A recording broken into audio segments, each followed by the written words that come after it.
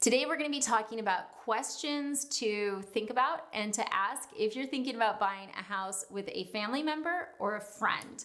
So if you're new to the channel, I am a mortgage lender licensed in 48 states, everywhere but Utah and Rhode Island. So if you need help with a mortgage, reach out. I am here for that, as is my team. We have a new team phone number, which is 786-933-2077.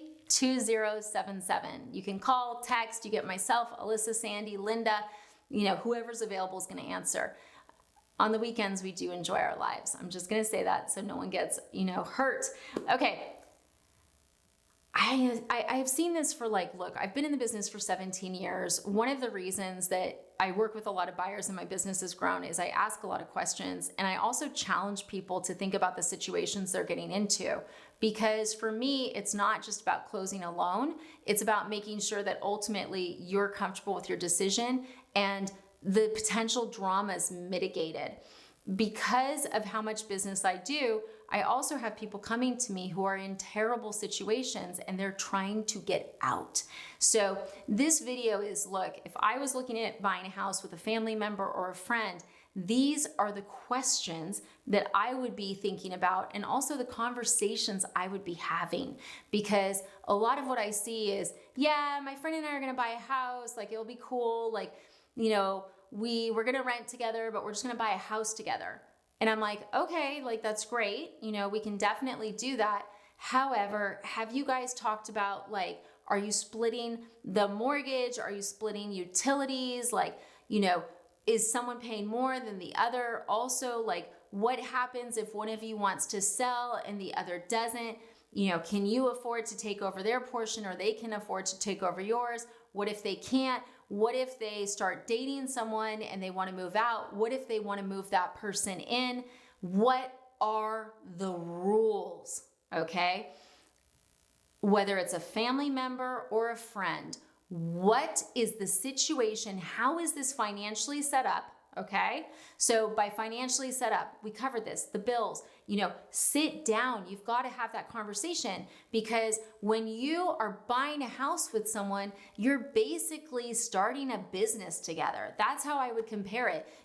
How are we going to run the costs of this business, which is our home? A lot of times people get into these situations, they never had this conversation ever. And then it's one person's mad because they thought it was going to be equal, but this person's like, I make half as much as you. How would it ever be equal? Well, why would you buy a house with me if it couldn't be equal? Are you kidding me right now? Are you kidding? Door slammed, right? It's not uncommon. It's not uncommon. Or, hey, I just lost my job. I can't make the bills. Okay, I'll do it for a month. Hey, I'm just kind of enjoying video games. I'm never going to get a job. Are you enjoying the bills? I hate you, right? It can go sideways so many different ways. So before you even start shopping, okay? If you want to get pre-approved, fine. But at the same point, I would say have this conversation before you guys fill out an application.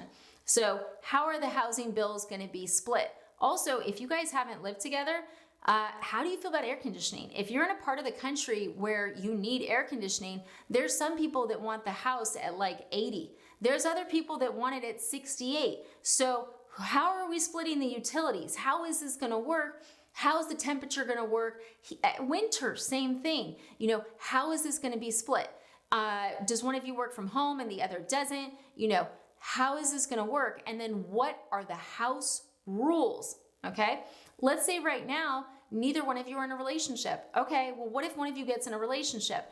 Are you allowed to move that person in? What if you want to move out? What if you want to sell? How is this all going to work? Right? Yeah, you can totally move your boyfriend or girlfriend in, or no, no, not until you've been dating for XYZ. You want to think about this stuff, and people go, well, how am I supposed to control that? You can't, but you want to set the expectation, right? That's the thing. You don't want to end up in a situation where, for instance, my nightmare would be if I bought a house with my sister, Sarah. I would never do it. And I would never do it because I already know how it would go, because I know these questions. She is much more conservative financially than I am. She would have me wearing 5 sweaters in winter, and I would be like, hey, like, let's just turn up the heat. It's okay, right? In the summer, once again, it's going to be a huge discrepancy. And it's like, can she not afford electricity or heat? No, she's just very frugal. I am not.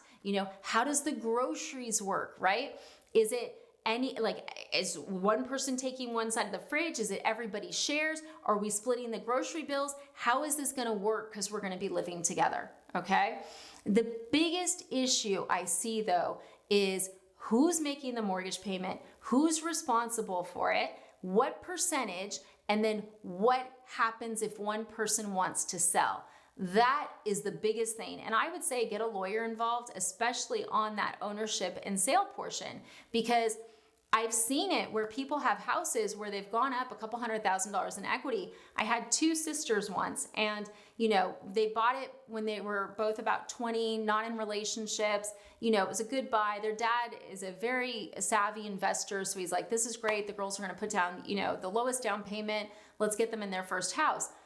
Well, so here's the thing. So daughter number one, great, still doing her job, everything's great. Daughter number two is in a relationship, and daughter number two is going to get married.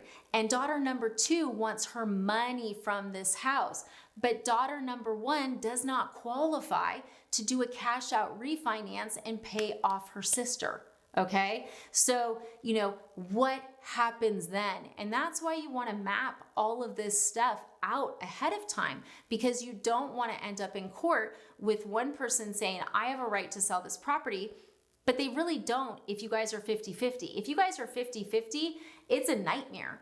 And by mapping this out front, by having these awkward conversations up front, it will save you so much drama and pain down the line.